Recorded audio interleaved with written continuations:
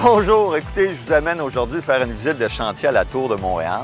Ça fait partie d'une série de projets qu'on a menés depuis 10 ans au Parc olympique, là, des grands projets de construction. On a refait tout le centre sportif, on a construit l'Institut national des sports du Québec à l'intérieur. On a rénové la tour, vous savez, tout l'extérieur, on a mis des fenêtres, on a accueilli des jardins. Puis là, on a des locataires, c'est fantastique. Aujourd'hui, c'est une visite de chantier que je vous fais faire parce qu'on avait décidé de remplacer le funiculaire après 1 million de voyages. Comme le tourisme international est arrêté, on va refaire la gare de départ, la gare d'arrivée, l'observatoire et une surprise à la fin. Fait que je vais aller stationner mon vélo, là, puis on rentre ensemble. C'est bon, passe-moi la veste. Aïe, aïe, aïe, aïe, aïe.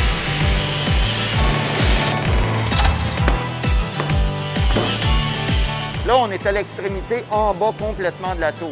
En quelque sorte, à la queue de la tour. Les voiles de béton, il n'y a pas de colonne. Ici, il y avait un méga escalier gigantesque. Puis l'équipe a tout démoli, l'escalier, les toilettes derrière. Vous allez le voir de toute façon, ça va être monté en accéléré, là, le travail qui a été fait. Mais il y avait des tuyaux gigantesques. Ils faisaient tout le long, ventilation. Puis là, nos équipes ont toutes démonté ça par morceaux. Ça, c'est une des forces du Parc olympique. On a des ingénieurs, des techniciens, des architectes, plombiers, ferblantiers, électriciens, maçons. Ici, il y avait la billetterie. Derrière la billetterie, il y avait les salles de bain. Il y avait une exposition qui était là. Tout est démoli. Ça nous amène à la gare de départ du funiculaire. On va vous amener là. Bon, là, on est là. On est où les touristes partaient pour aller au sommet. C'est très, très particulier parce qu'il y a une fenestration tout le tour. Là, le funiculaire, il est sur 2 étages et le prochain, il va être sur 1 étage. Beaucoup plus intéressant pour le visiteur. Quand il va embarquer dedans, là, il va voir à la fois le ciel, où il s'en va puis d'où il vient. Fait qu'on monte ensemble.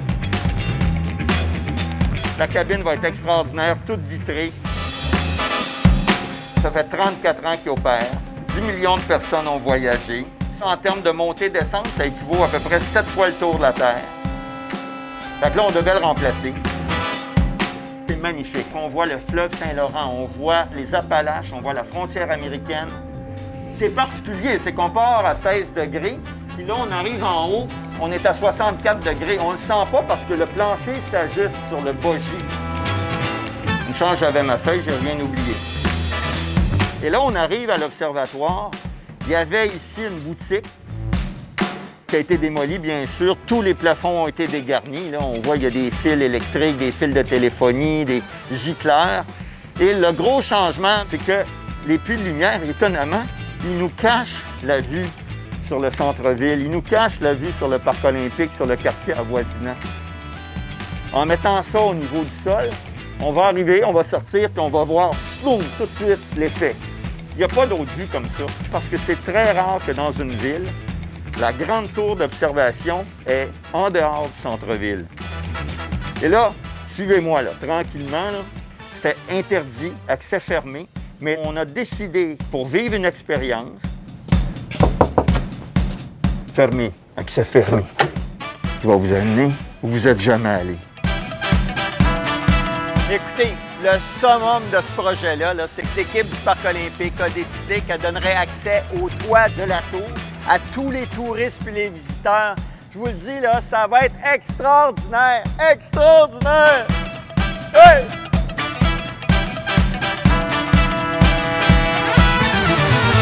Donc, on aura peut-être un bar à bulles pour boire du champagne ou un prosecco ou un cava espagnol. Certainement un petit café pour prendre une bouchée entre amis le soir. Et la ville est au-dessus de mes épaules. C'est rare les villes où on peut avoir une vue comme ça. Carrément 360 degrés. On appréhende tout le paysage de la grande plaine du Saint-Laurent, les Laurentides, les Appalaches, les Montérégiennes, la frontière américaine. Vous en reviendrez pas.